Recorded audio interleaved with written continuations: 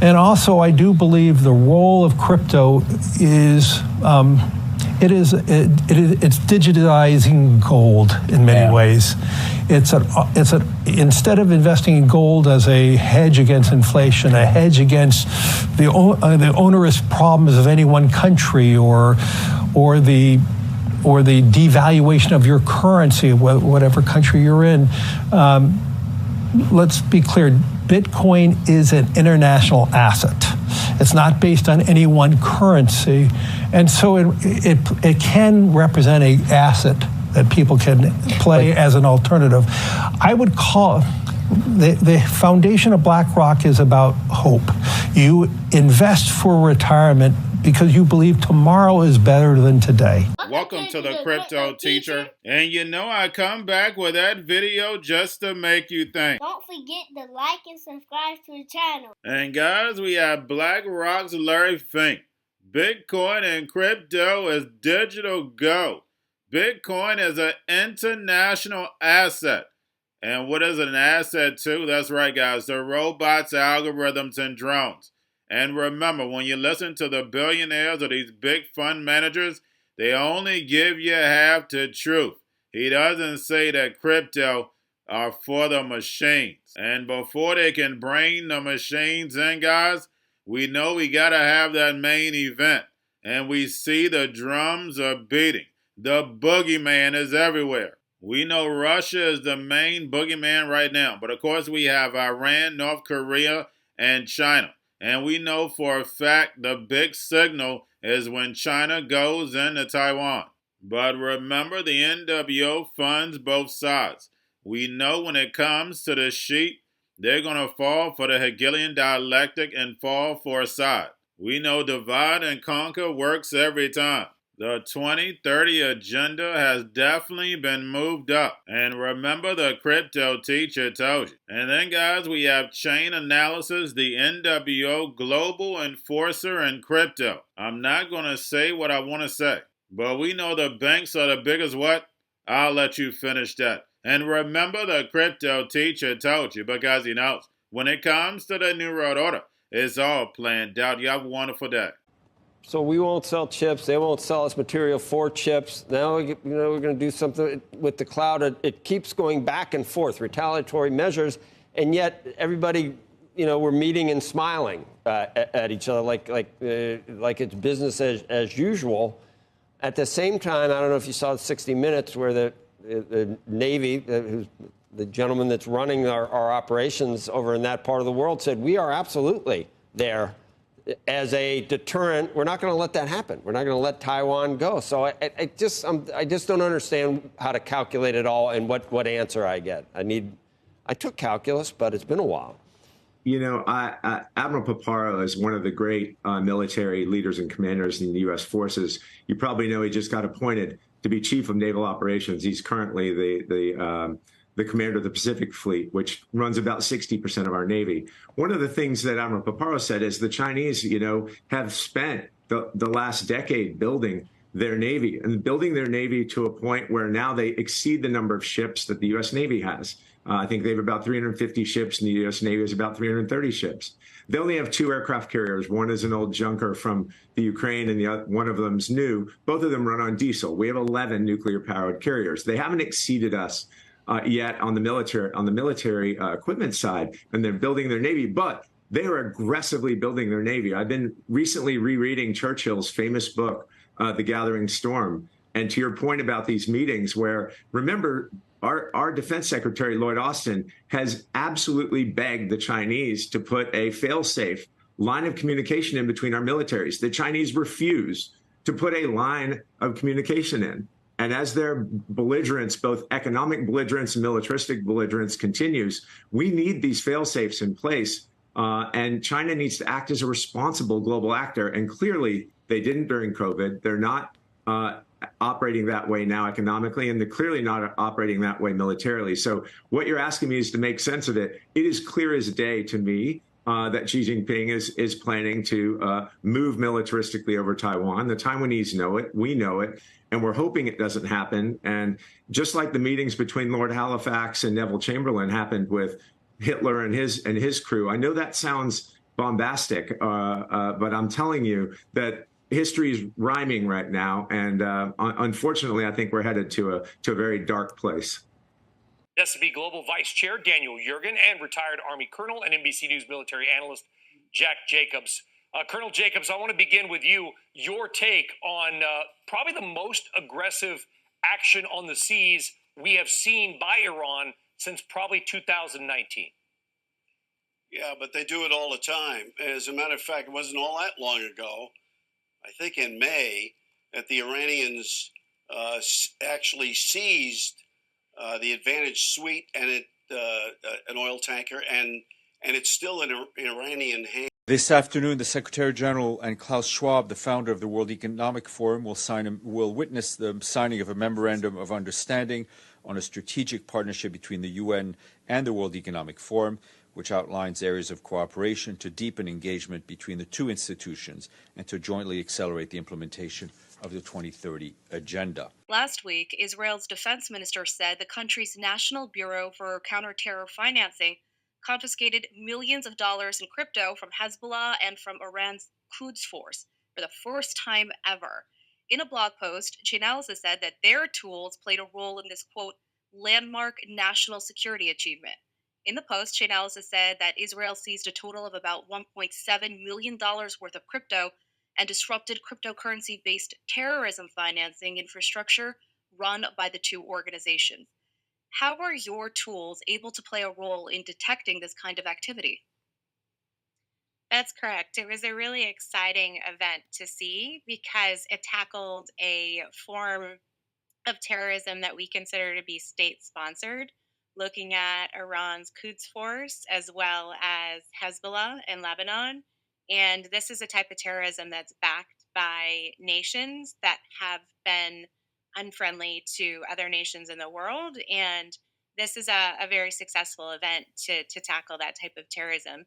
And the Chainalysis tools which are used in this type of seizure helps the public sector agencies which are monitoring the money to trace the funds associated with that terrorism network to services where those funds can be frozen.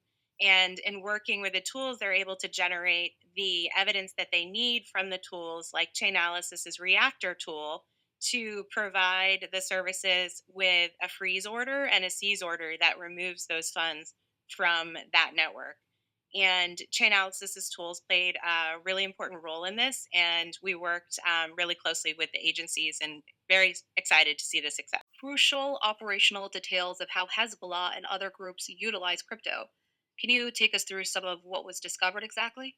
Yeah, absolutely. So in our research, we show that terrorist groups and groups that are raising money for their activities will often raise money through crypto. So we saw some of this when Russia invaded Ukraine illegally, where pro-Russia groups were raising funds on Telegram and some chat platforms, and they would put out donation addresses and donations would be made in crypto. You see this also with the terrorist organizations around the Middle East.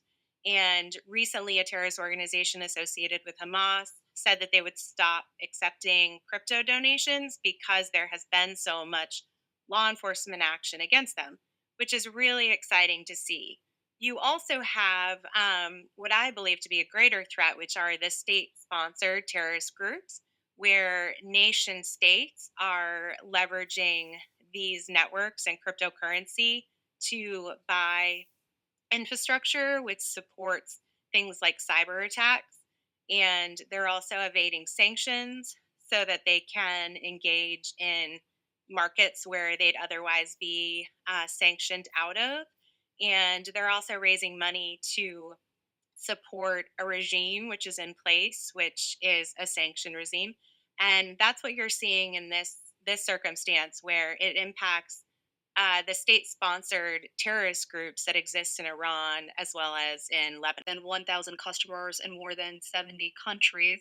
That includes government agencies, financial institutions, and crypto businesses. So I'm wondering if you're working with any other specific governments right now to help detect illicit activity.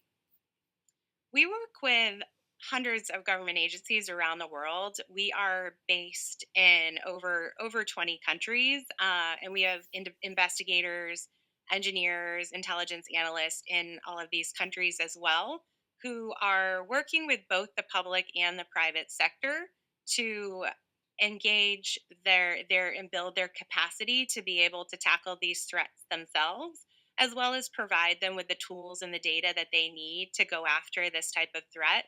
We're also working with them on their investigations and helping to provide leads and other types of activity that helps to stop the threat as well. I think what's unique about the space is the engagement of both the public and the private sector. As it relates to crypto, most of the transactions that you're able to view on blockchains are publicly available to be viewed. And the ability of private sector agencies to identify this type of activity, build out these networks, and provide some of that intelligence into the public sector is a really valuable tool that exists in the crypto space. But ultimately, we want the public sector agencies themselves to have the right tools like Chainalysis provides, as well as the training and the capacity so that they are able to do it themselves. And the countries that Chainalysis has been in for a number of years and has built relationships with over a number of years, we're seeing being very successful in this fight. And I've been with Chainalysis for 3 years now, and it's great to see the work that we've built with these countries over years now starting to successfully seize terrorist, state-sponsored terrorist money, successfully seizing North Korean funds. The funds that we've been working with to try to stop for many years. But every stock, every bond, every currency, every commodity, every piece of art, every private business, every piece of real estate will eventually be a token on a blockchain, an entry on a ledger, permanent and immutable. We will have truth instead of trust, and we will save over $7 trillion a year. 6 to 8% of global GDP is wasted by the friction of the trust industry that's necessary when you have dual entry accounting. With triple entry accounting, which is what a blockchain is, we get rid of all of that friction. It's a beautiful future. I actually believe this technology is going to be very important. Look at it. We have been part of the huge revolution in investing through ETFs. We believe that ETFs will be changing the whole way we invest. Many people still use it as a means, people are investing it for indexing. No, the majority of people who are putting money in in ETFs are active investors that are buying exposure. The entire bond market is being transformed as we talk right now. I believe the next generation for markets, the next generation for securities will be tokenization of securities. And if we could have that distributed ledger that we know every beneficial owner, every beneficial seller, we all have our code of who's buying, who's selling, instantaneous settlement. And think about it, it changes the whole ecosystem. Like what you see in China and their social credit scoring systems, right? If we get identity wrong, it could be a tool to enslave humanity. And if we get it right, it could be a tool to liberate humanity. As an American, I'm obviously rooting for the one that's on the side of freedom. Going to a different economy, and we're going to be learning more about that as we go. But clearly, we're learning that things can be done from remote locations. We're learning that technology can replace people even more than we thought. We're not going back to the same economy. We're recovering, but to a different economy, and it'll be one that is more leveraged to technology. And I worry that is going to make it even more difficult than it was for many workers. In Silicon Valley, and my friends who work in technology know that what we did to the manufacturing workers, we are now going to do to the retail workers, the call center workers, the fast food workers, the truck drivers, and then even bookkeepers, accountants, insurance agents, lawyers, and on through the economy. So what happened to the manufacturing workers is a very clear sign. And so we'll import Chinese-based CBDC technology. So it's going to be CBDC in a box provided to you by the People's Bank of China. Cryptoteacher and the new World Order book, plus the 3 kids books. It's time to re-educate. Also, if new to cryptos, Coinbase, Bitrue, Binance, do not forget book links and crypto links are in the description. The stock channel, guys. Don't forget to go like, subscribe, spread everywhere. You have your Kobo, your chip stocks, your banking, your gaming. While everybody's sitting at home, get on stocks, the Seaver, the biotech stocks. And while everybody's at home wishing they were still getting that free money, what are they doing? Drinking and smoking weed. Don't forget about those stocks, and you have a wonderful day. The most powerful person in the world is the storyteller. The storyteller sets the vision, values, and agenda of an entire generation to come. Steve Jobs. And guys, you know I truly believe in this. When you look at the New World Order, they're the storytellers. And that's the reason why I wrote my New World Order book. But guys, now it's time to change the current generation. And I wrote 3 kids' books. You know I love the Trinity because I understand the power that's in it. So I have 3 books. We have an opportunity to change the generation, to educate, not just me, but I want to show you that I take action on a daily basis. And I want you to take action on a daily basis. Whether it's your job, whether it's in your community, we have an opportunity right now to educate the masses. I posted this on my Twitter account. Please share, but this is a short clip of the 3 books. There's going to be a clothing line and action figures. Please get these books for your kids, nephews, cousins, friends, so therefore we can start the re-education now. Because as we see, the 4th Industrial Revolution foundation is definitely here. Robots, algorithms, drones, taking humanity out the picture. We have to re-educate. But let's get into the video. Part 1. King Joshua and Grandma Tam save the village. Part 2. King Joshua and Grandma Tam save New York from COVID-33. Part 3. King Joshua and Grandma Tam goes to China. It's mandatory to get part 1, part 2, and part 3 of this series. It's time to re-educate Generation Z.